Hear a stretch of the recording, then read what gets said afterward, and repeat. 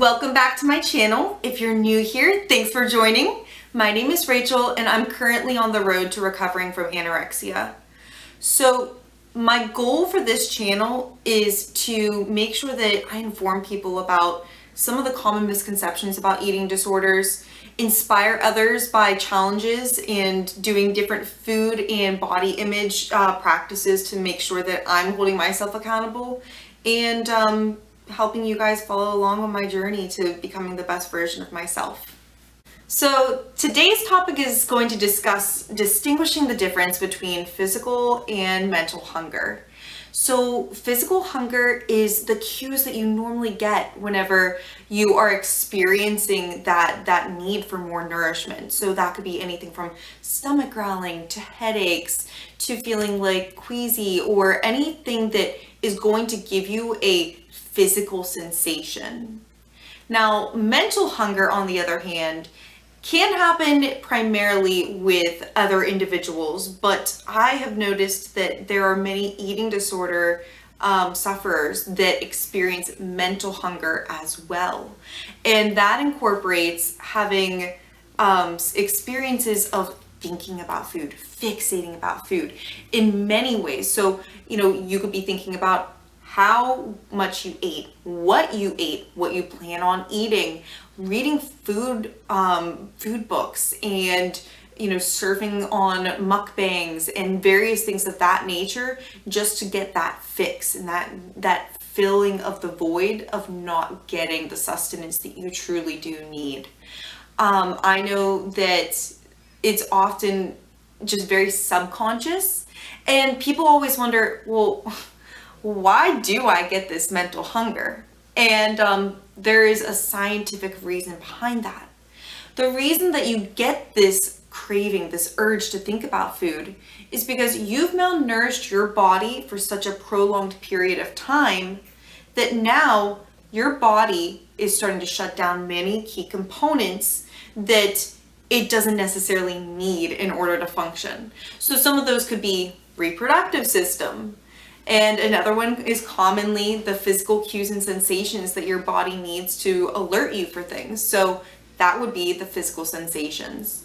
Now, I'm going to preface this by saying that all eating disorders are different, and that you may be experiencing physical and mental hunger. You may be experiencing only extreme physical hunger or just extreme mental hunger. All of them are valid, but I'm just trying to distinguish between the two at this moment.